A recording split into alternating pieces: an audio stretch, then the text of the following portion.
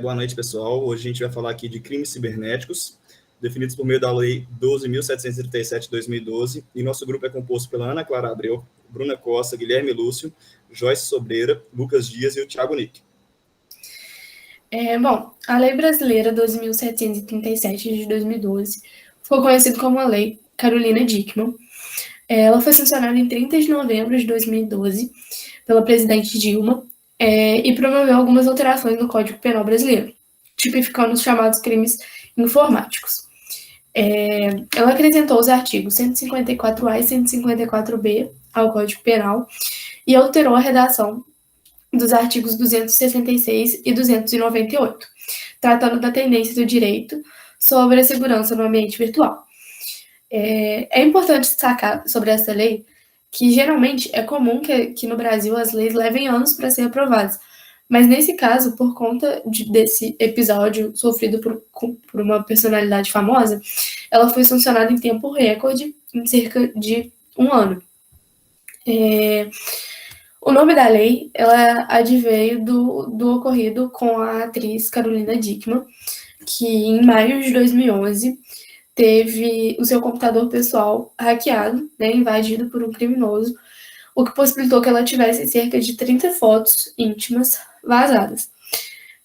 O invasor exigiu R$10.000 para não publicar as fotos, mas como a atriz recusou essa exigência, ela acabou tendo suas fotos divulgadas na internet, que gerou uma grande repercussão popular e a criminalização desse tipo de prática.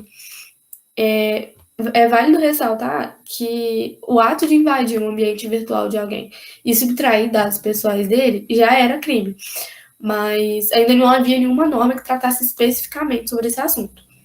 Só que, com o avanço da tecnologia, a democratização e o acesso mais facilitado às redes sociais, o sistema judiciário viu a necessidade de tipificar esses crimes cometidos nesse ambiente virtual.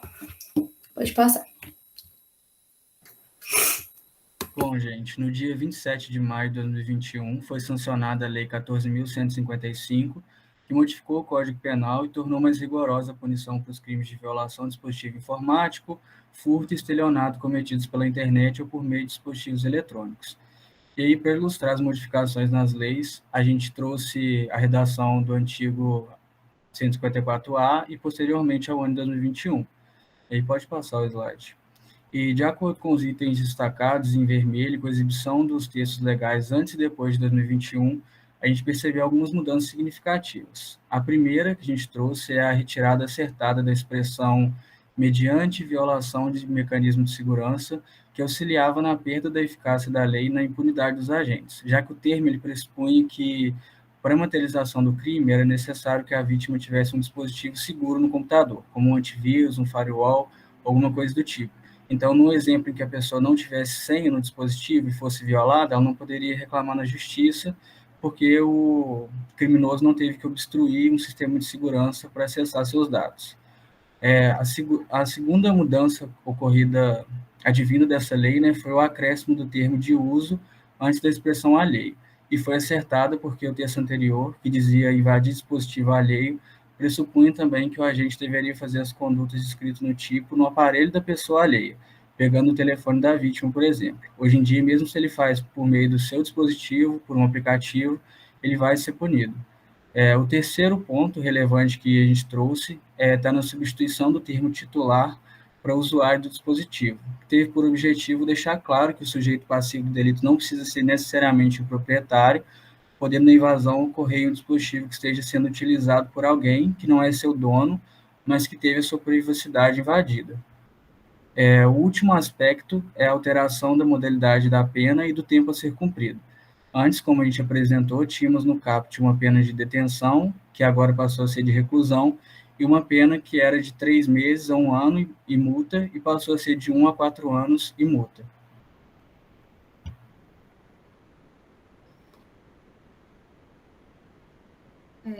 No que tange ao crime de invasão de dispositivo informático, é importante salientar que o objeto jurídico tutelado é a inviolabilidade da intimidade e da vida privada, mediante o resguardo dos dados e informações armazenadas no dispositivo informático da vítima. que, por sua vez, trata-se de um direito fundamental assegurado no artigo 5º, inciso 10 da Constituição Federal. Além disso, ele se trata de um crime comum, ou seja, o sujeito ativo ele pode ser qualquer pessoa, sem exigência de nenhuma qualidade especial do agente para que o crime seja concretizado. E quanto ao sujeito passivo, é a pessoa que pode sofrer o dano material ou moral em consequência da indevida obtenção de dados e informações, podendo recair, inclusive, sobre pessoas jurídicas. Nesse crime, não cabe a modalidade culposa, mas é possível a modalidade tentada, e sua consumação ela se dá com a mera prática dos verbos, independente do resultado naturalístico, ou seja, trata-se de um crime formal. Agora eu vou explicar cada parágrafo do artigo 154-A. No parágrafo 1º, o sujeito ele vai ser enquadrado se, por exemplo, a pessoa criar um aplicativo espião que viola a privacidade de alguém. Por exemplo, um aplicativo que permite que todos os namorados acessem o telefone das suas respectivas namoradas sem elas permitirem. Ou, por exemplo, um indivíduo que cria uma espécie de programa e instala no computador e na hora que a pessoa logar no e-mail, ela já vai ter acesso a todas as informações privadas da vítima. E a pena é de reclusão de 1 a 4 anos e multa, de acordo com a redação dada pela Lei número 14.155 de 2021, que mudou essa pena. Já no parágrafo 2º, o sujeito ele vai ser enquadrado se, por exemplo, ele pegar o celular de alguém, invadir o sistema iOS, no caso de um iPhone, por exemplo, entrar no aplicativo do banco e furtar todo o dinheiro da conta. Esse parágrafo ele é considerado como aumento de pena e também foi modificado com a redação da Lei número 14.155 de 2021.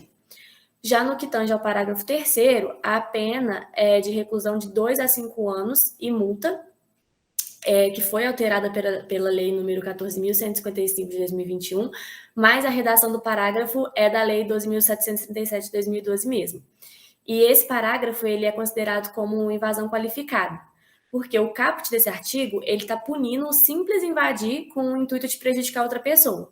Mas caso o sujeito consiga o conteúdo, a pena vai mudar e vai ser enquadrado nesse parágrafo 3º como invasão qualificada. Já no parágrafo 4º, vai incorrer quem cometer a conduta do parágrafo 3º, mas depois divulgar, comercializar ou transmitir os dados para outra pessoa, e trata de um aumento de pena. E por último, o parágrafo 5º, que também trata de uma causa de aumento de pena, devido à presença de informações relevantes e importantes que esses sujeitos tutelados nesses incisos, eles carregam consigo.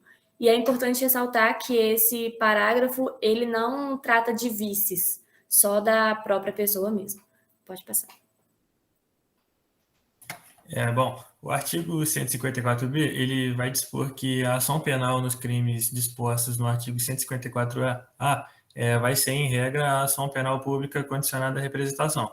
Ou seja, o ofendido ele tem que se manifestar no sentido de que ele deseja dar início ao processo penal. A única exigência é que essa manifestação ela se dê por escrito e que seja perante um delegado, um membro do Ministério Público ou o juiz. Quem tem a legitimidade para oferecer essa representação? Se a vítima for maior de 18 anos, vai ser a própria vítima. Se for uma vítima menor de 18 anos, o representante legal da vítima, que vai oferecer a representação. E se for uma vítima morta ou declarada ausente, aí nesse caso o direito de representar passa a ser do cônjuge, ascendente, descendente ou irmão. Tem uma exceção também ali no final que fala que se o crime for cometido contra a administração pública, direta ou indireta de qualquer dos poderes da União, Estados, Distrito Federal, município, ou se contra a empresa concessionária de serviços públicos, um exemplo, se o crime for cometido contra presidente, governador, aí a ação penal vai ser pública incondicionada, no qual caberá ao Ministério Público ser o titular da ação penal e caso presente as condições da ação, o Ministério Público vai ser obrigado a agir. Pode passar.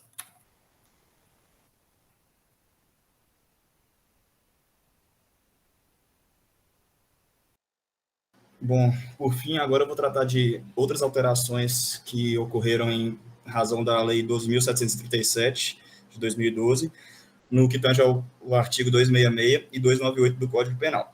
Quanto ao artigo 266, a alteração se deu nos parágrafos 1º e 2º, que incluíram o seguinte: o parágrafo 1º, incorre na mesma pena quem interrompe o serviço telemático ou informação de utilidade pública ou impede, dificulta o restabelecimento. O parágrafo 2º é o seguinte: aplicam-se as penas em dobro se o crime é praticado por ocasião de calamidade pública. Aqui a gente tem que o núcleo do tipo trata-se de interromper ou perturbar, podendo o agente realizar uma ou as duas condutas, imputando no final em último crime. O bem jurídico tutelado é a regularidade no funcionamento dos serviços mencionados no tipo penal e trata-se de um time comum, podendo ser praticado por qualquer pessoa. O sujeito passivo é o Estado, representando a coletividade. A inserção desses dois parágrafos tipifica os delitos informáticos, em seu parágrafo 1º, ampliando o sistema de comunicação de transmissão de dados, e no parágrafo 2º, por sua vez, define a qualificadora do caso, em que, por exemplo, caso a pessoa cometa esse crime em meados de 2020, em que a gente estava no estado de calamidade pública de Covid-19, essa pessoa teria a sua pena aumentada. Quanto ao crime do 298, ele diz o seguinte: falsificar no todo ou, em parte, documento particular ou alterar documento particular verdadeiro. Sua alteração se dá na inclusão do parágrafo 1º, em que ele diz que, para fins do disposto no caput, equipara-se a documento particular o cartão de crédito ou débito. Essa alteração se deu em razão de falsificações de cartão de crédito ou débito e que percebeu-se uma lacuna no direito, porque não tinha como punir os praticantes desse crime de maneira adequada, ocasião em que os legisladores se viram na necessidade de equiparar os documentos particulares o cartão de crédito e débito a documentos particulares, a fim de conseguir aplicar a lei de maneira eficaz. Por fim, a gente traz aqui uma jurisprudência em que a questão jurídica, de um modo geral, busca analisar se de ofício existe ilegalidade em medida de impedimento de proibição de acesso à internet a conteúdos específicos. E segundo a 5ª turma da STJ, por meio do ministro Reinaldo Soares de Fonseca, não existe legalidade, sendo possível a medida cautelar de proibição de acesso à internet, principalmente quando ela é proporcional e está diretamente ligada às circunstâncias do caso concreto.